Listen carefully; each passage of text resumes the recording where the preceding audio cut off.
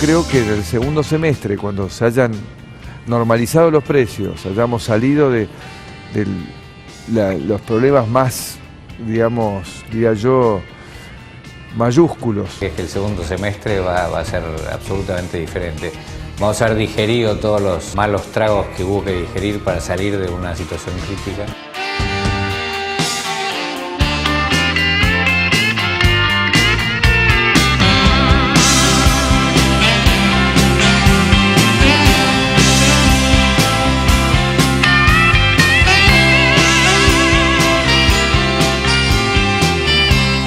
El segundo semestre es el momento en el cual aparece la luz.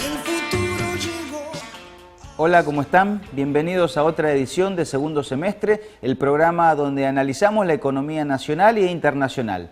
Hoy tenemos un programa bastante audiovisual porque vamos a pasar extractos de un congreso de economía que se hizo en Ecuador, donde se analizó las tendencias mundiales y la relación de esas tendencias mundiales de la economía internacional y la crisis actual de nuestra región suramericana. Pero como lo hacemos todos los jueves, lo primero que vamos a charlar con ustedes es la semana económica en nuestro país.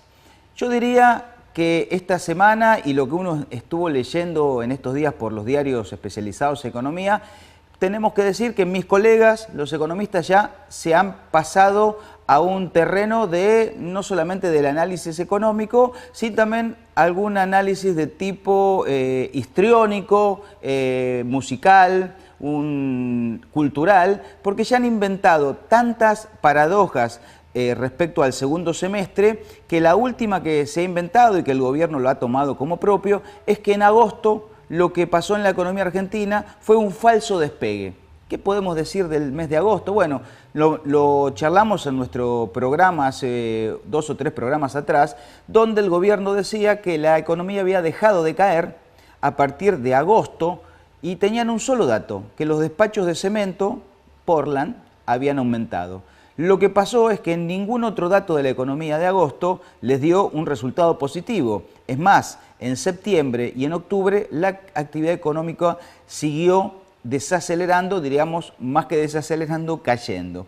Pero ¿qué dicen los números de la recaudación del mes de octubre? Si me acompañan las placas, la recaudación de la economía argentina en el mes de octubre subió un 24,4%, pero como la inflación es más o menos del 40-41%, lo que está pasando en términos reales, en compras y ventas en volúmenes, es que la actividad económica se ha desplomado un 16% en términos de la recaudación, como una aproximación al nivel de actividad. Pero lo que vemos también en la recaudación de octubre, cuando ya el segundo semestre está casi terminando, estamos ya en el mes de noviembre, lo que vemos que en octubre la recaudación, que en su totalidad estuvo subiendo muy por debajo de la inflación, lo que es muy preocupante es que en cuanto a la recaudación del IVA del mercado interno, que es una aproximación del nivel de actividad, como creció menos que el total recaudado, un 20%, quiere decir que aquí el nivel de actividad económica en el mercado interno ha caído más de un 16% en términos de la recaudación impositiva de nuestro país. Como contracara, y también preocupante, lo único que ha aumentado por arriba de la inflación, en términos reales estoy hablando, es lo que se recauda por importaciones. Ustedes saben que las importaciones se les aplica un impuesto para ingresar a nuestro país, acorde con los otros países del Mercosur. Bueno, esa recaudación en términos de aranceles ha subido un 49%. Esto quiere decir que se está importando muchos bienes de consumo que por el otro lado impactan en el nivel de actividad, porque son productos que antes se producían en nuestro país y ahora se consumen sobre el mercado, bienes del mercado externo. O sea, estamos financiando de alguna forma el empleo del resto del mundo y no el empleo argentino. Ahora, esto del lado del consumo. Entonces, cuando el consumo baja, como lo vemos en los números de recaudación, por supuesto que la oferta que provee a ese consumo también está bajando. Y 2 sectores claves en la economía argentina son el sector industrial y el sector de la construcción. El industrial, básicamente porque genera trabajo de calidad altos ingresos y alta productividad que después se difunde al resto de la economía. Y el sector de la construcción son empleos de menor calificación, pero generan mucho empleo y eso es preocupante en términos de que la caída del empleo en la Argentina y la destrucción de empleos que se está haciendo el gobierno de Macri a partir del nuevo modelo económico es muy preocupante y estamos seguros que va a pasar el 10% a fines de este año. ¿Cuáles son los números de la industria y sobre la construcción? Y acá no nos va a dejar mentir placas que vamos a pasar de periódicos que no son justamente contrarios al nuevo gobierno. Fíjense este artículo del diario Clarín firmado por Ismael Bermúdez, donde dice que la recesión cae fuerte la construcción y la industria en septiembre. Vamos a los números de la industria. La industria en septiembre respecto a septiembre del año pasado cayó un 7,3%, cuando en agosto había caído un 6%. Esto quiere decir que se profundiza la caída de la industria en la economía argentina. Esto tiene dos vertientes o dos explicaciones. Una es que cae el mercado interno, por eso se venden menos productos nacionales, también en reemplazo de industria nacional se está reemplazando por industria importada. Y por el otro lado Brasil, que no levanta cabeza y hace ya más de 2 años que está en recesión. Esto por el lado de la industria. También hay un número que en general los economistas no miran, que es la capacidad utilizada en la industria. Esto lo hemos explicado alguna vez. La industria tiene un stock de capital en nuestro país que se utiliza según se venda más o se venda menos. Esto quiere decir que la utilización de esa capacidad instalada, por ejemplo, en una fábrica textil acá de nuestra ciudad, que el año pasado se utilizaba en un 71,4%, hoy la utilización de esas máquinas y bienes de capital en la industria argentina, la utilización cayó al 63,9%, es decir, 7 puntos porcentuales menos de utilización. Esto quiere decir que hasta que ese número no empiece a crecer o que la utilización de la capacidad instalada sea mayor, nadie va a invertir en nuestro país. Más allá de los cantos de sirena, de la confianza en la economía, un empresario invierte si vende más. El nivel de utilización de la capacidad instalada de la industria está cayendo, por lo tanto, lo que estamos demostrando es que los empresarios argentinos están reduciendo las horas extras, están reduciendo los turnos y, por supuesto, como lo vemos a menudo, también suspensiones de operarios y desempleo.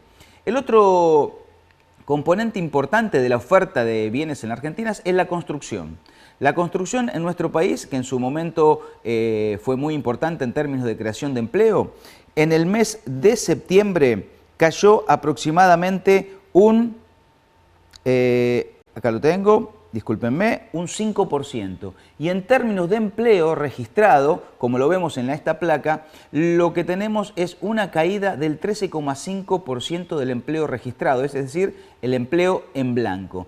En términos de la recesión está dando cuenta de que en la Argentina, más allá de esto que se llamó el falso despegue, la Argentina en septiembre y en el mes de octubre ha caído el nivel de actividad y se anuncia tanto por el lado del mercado interno y del consumo como por el lado de la oferta, es decir, dos sectores importantes, la construcción y la industria. Y para terminar, algunos datos sobre la industria argentina. Por ejemplo, lo que interesa mucho en nuestra ciudad, el sector textil en la Argentina en el mes de septiembre cayó un 12%. Y el sector de hilados de algodón un 20%, una debacle completa que nos había anticipado en su momento el presidente de la Cámara Textil de nuestro país, el señor Bianchi, que nos había dicho que la situación era muy preocupante.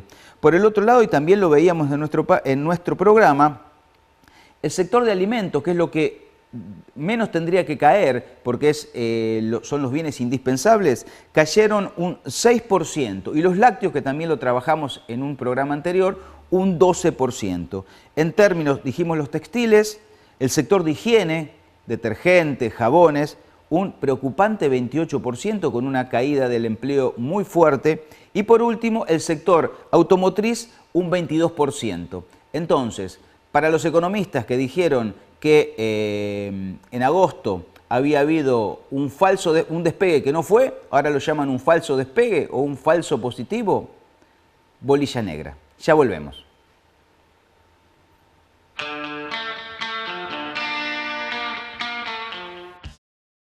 Moto Luján, de Carlos Frascaroli e Hijos, concesionario oficial Honda. Atendemos tu moto en nuestro taller, service y repuestos originales. El 9 de julio 854.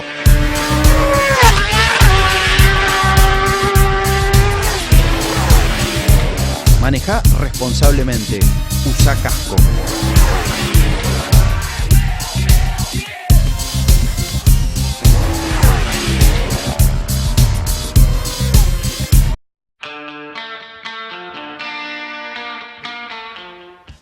En esta segunda etapa de nuestro programa, la presencia de mi coequiper Alejandro Eschafino. Ale, ¿cómo andás? ¿Qué tal, Ale? Un placer tenerte de nuevo en el país. Sabemos que estuviste por Ecuador, vamos a ir compartiendo distintos materiales, algunas exposiciones, un fragmento de la tuya inclusive.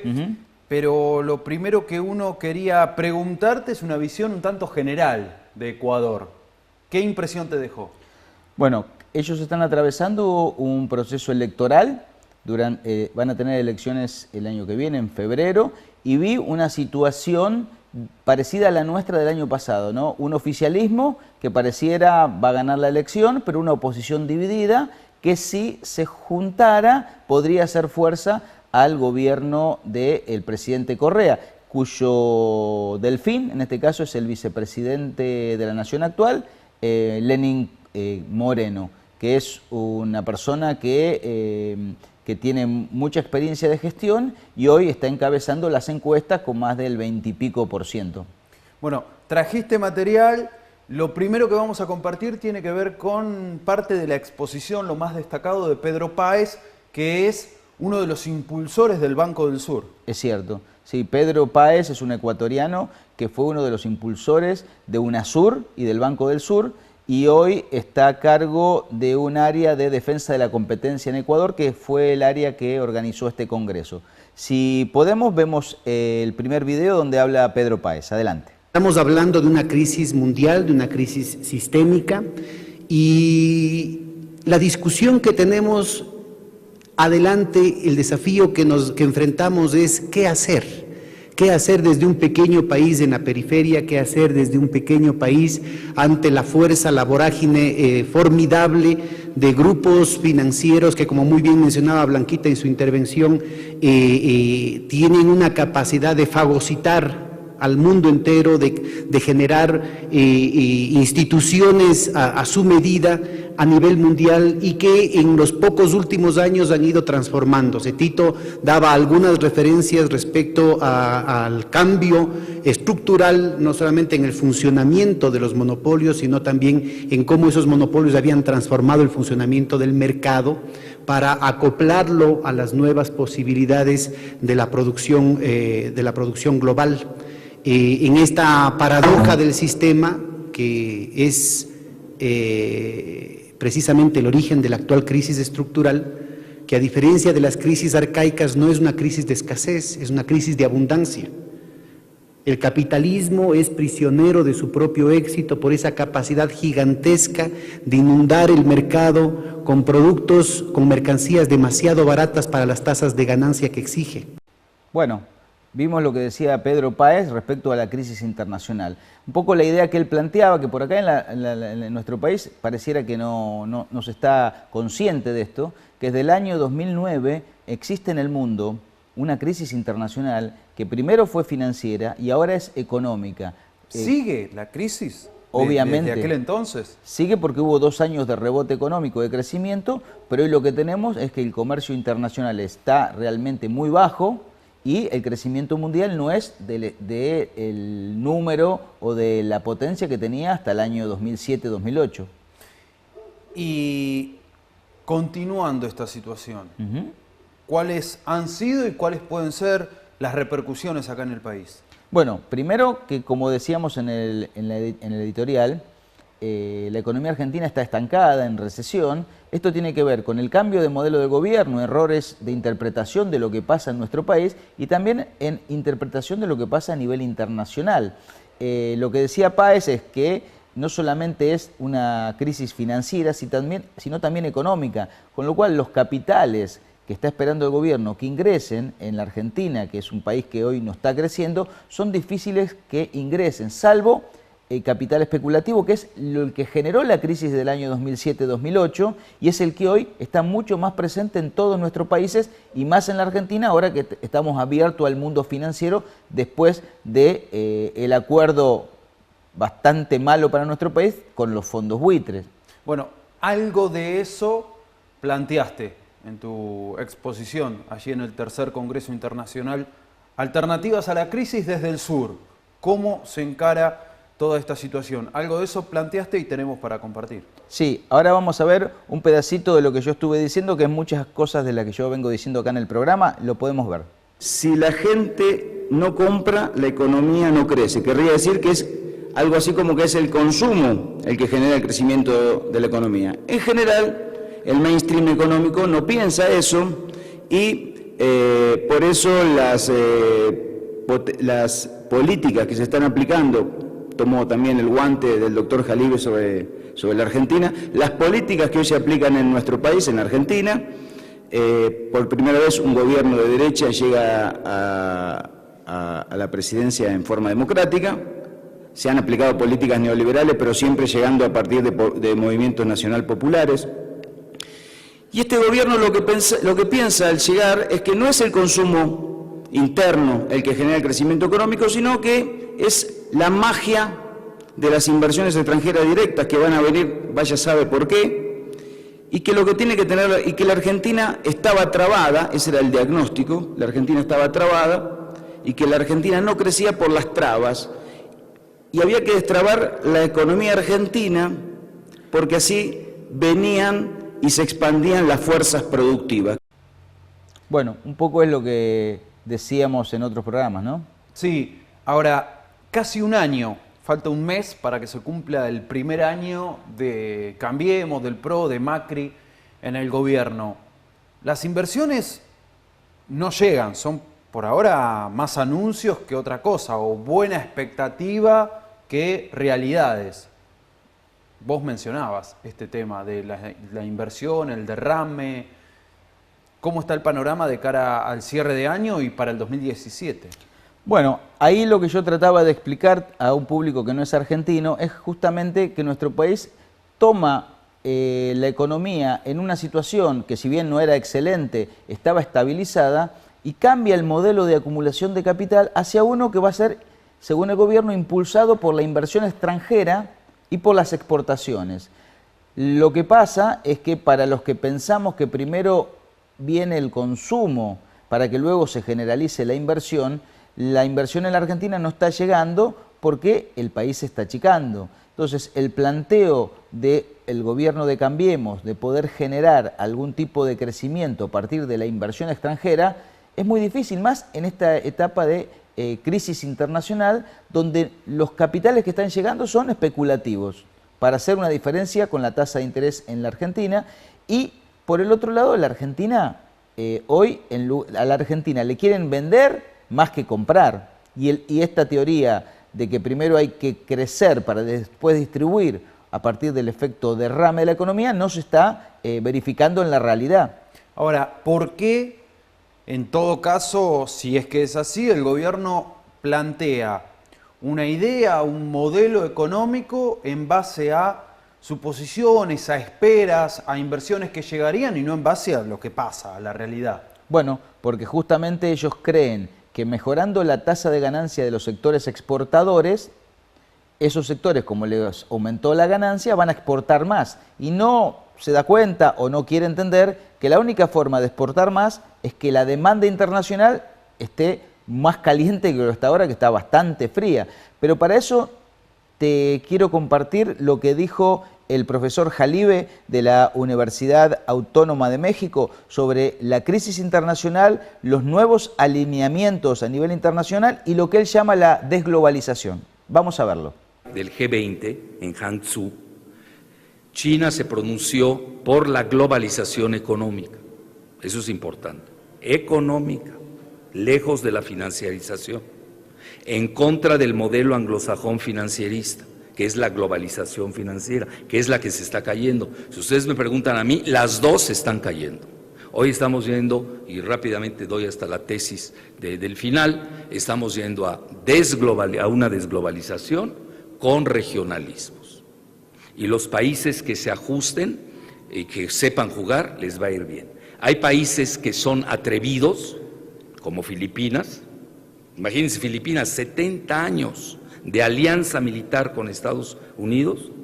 Estados Unidos le ayudó a repeler la invasión de Japón y a la primera de cambios, ahora se acaban de ir con China.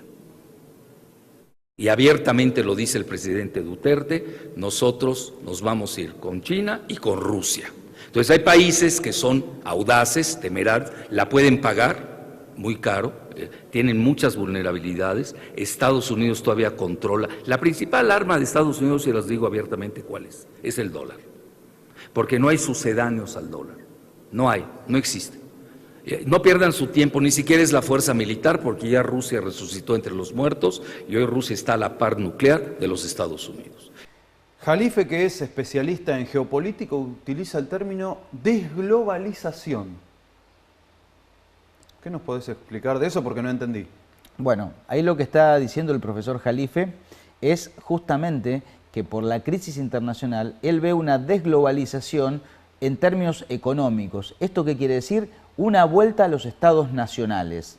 Ejemplos que dio en la conferencia es, por ejemplo, la buena performance y la posibilidad de que Trump sea el presidente de Estados Unidos con un discurso proteccionista a favor del mercado interno, es una señal.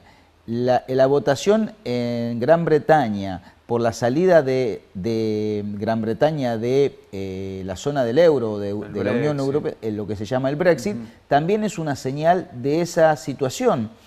Con lo cual, y él dice, la única forma de insertarte en este mundo muy financiarizado, pero económicamente hacia la desglobalización o a la nueva preponderancia de los estados nacionales, es negociar en bloque. Él dice, la desglobalización lleva al regionalismo y los que sepamos jugar ese juego, quiere decir que la Argentina, según él, debería jugar en el juego de Mercosur-UNASUR, distinto a lo que está pensando el gobierno actual, que quiere ir hacia un acuerdo de libre comercio con los Estados Unidos, que es lo que no nos va a permitir desarrollarnos.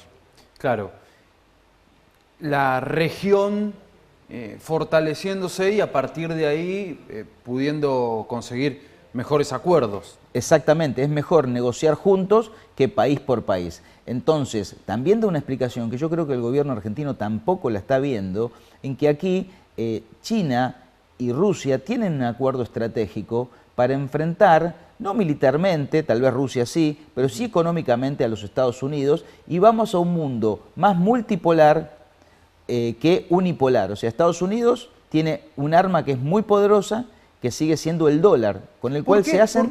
¿Por qué dijo, es más fuerte el arma del dólar que la fuerza militar de Estados Unidos? Que uno siempre dice, bueno, Estados Unidos es el más poderoso por la economía, pero por la fuerza que sabemos que tiene en cuanto a invasión y demás. Ahora, el dólar. Bueno, el dólar, el 70 y pico % de las operaciones mundiales se hacen en dólar. Si Estados Unidos devalúa el dólar o revalúa el dólar, también impacta sobre, por ejemplo, los precios del petróleo, los precios de nuestros productos que nosotros exportamos. Entonces, hasta que no exista una moneda diferente al dólar que pueda competir, hoy el dólar de los Estados Unidos y su manejo es mucho más importante para los Estados Unidos que los portaaviones que pueda tener en la zona de China. Tenemos un último material para compartir y vamos a intentar desmenuzarlo ya prácticamente en el cierre de este jueves. Dale, lo estamos viendo. supone que las inversiones van a estar llegando y a partir de esas inversiones en estos sectores puntuales va a comenzar un nuevo ciclo de crecimiento económico a partir de haber destrabado las fuerzas productivas. ¿Qué se necesita indefectiblemente para un modelo tirado por las exportaciones? La palabra mágica que aparece siempre es la palabra competitividad. Y cuando uno habla de competitividad en términos neoliberales, no está hablando de mejorar las inversiones productivas, la logística, de mejorar la capacitación de los trabajadores, sino que se está hablando básicamente de una devaluación, y esa devaluación en los países como Argentina que venden alimentos, lo primero que hace es destruir el salario real.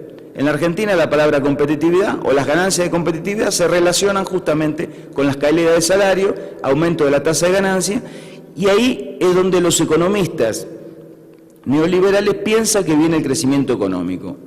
No es como decía el economista al principio de esta sesión, que la economía crece porque la gente consume. Él lo decía en términos de una crítica al consumismo, sino que para los economistas neoliberales, para que venga el crecimiento económico, se tiene que achicar el mercado interno, agrandar la tasa de ganancia empresaria, y a partir de ese aumento de tasa de ganancia comenzarán a ingresar inversiones extranjeras, y eso pondrá de nuevo a funcionar la economía interna. No pasó, parece que no va a pasar. Ahora, si el modelo de exportaciones, de crecimiento por exportaciones, parecería que técnicamente no cierra, o puede ser para pequeños países, que algunos se consideran, digamos, que pueden ser un enclave productivo, pero sin derrame, entre comillas, hacia el sectores de la inversión y el trabajo, lo que hoy aparece como suicida, y rescatando lo que estamos viendo a nivel internacional y que el doctor Jalibe decía sobre esta desglobalización, si los modelos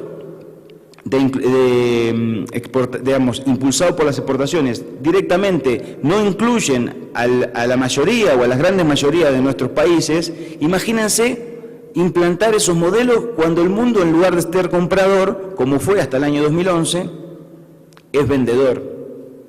Bueno, Ale, planteaste allí en Ecuador esto del modelo impulsado por las exportaciones. Explícanos un poquito más, como para entender. Bueno, la economía funciona tirada por la demanda, o sea, impulsada por la demanda. La demanda puede ser interna o la demanda externa. Entonces, si vos vas a confiar tu crecimiento económico en las exportaciones, estás de alguna forma confiando en algo que vos no manejás, que es la demanda externa. ¿Cuánto te quieren comprar y cuánto precisan? Exactamente, y los precios internacionales. Hoy, por eso yo hacía referencia que, por ejemplo, en la Argentina, dentro del Producto Bruto Interno, o sea, todo lo que los argentinos producimos en un año de valor agregado, más o menos el 10% son las exportaciones netas. Si vamos a esperar que la Argentina crezca e incluya a los 40 y pico millones, los 42 millones de argentinos, solamente con que crezca el 10% de su economía, estamos muy complicados. Hasta ahora la Argentina en los últimos años crecía porque crecía su mercado interno, que es el 75% de la economía argentina.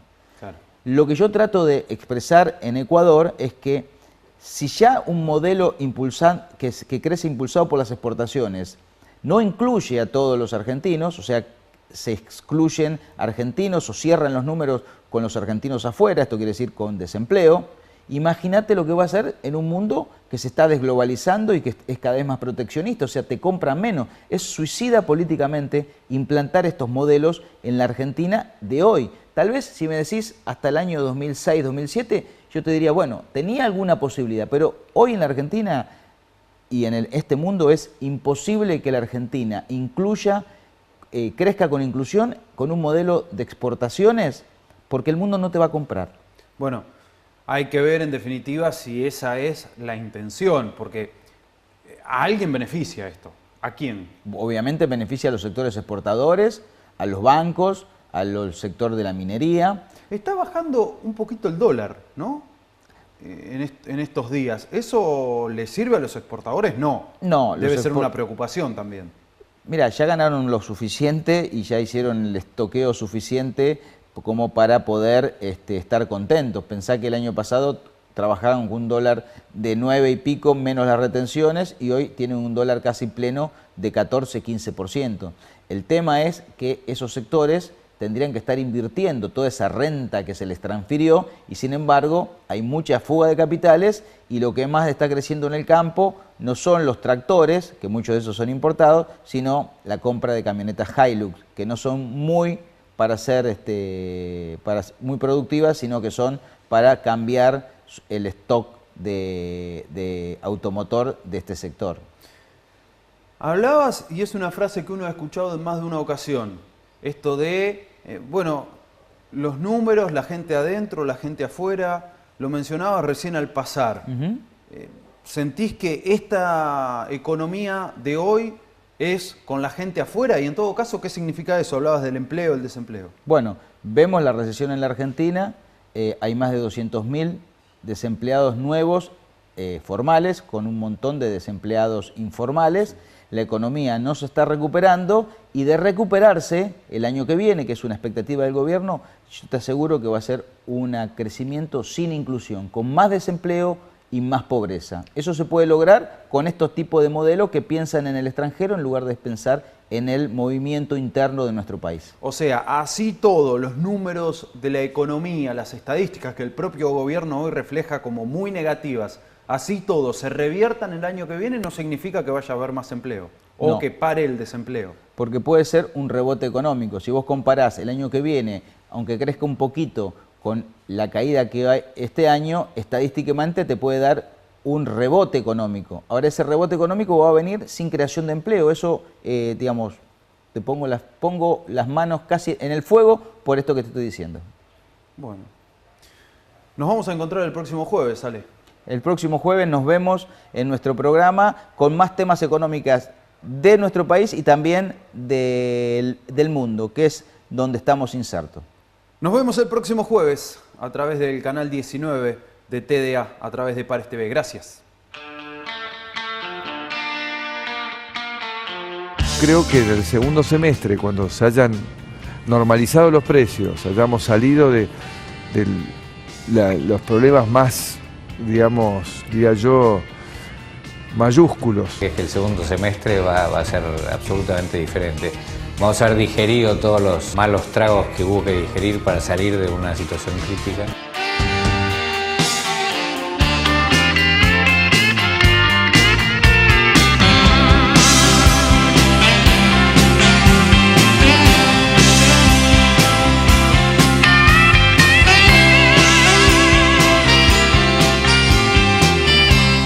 El segundo semestre es el momento en el cual aparece la luz. El futuro llegó hace rato.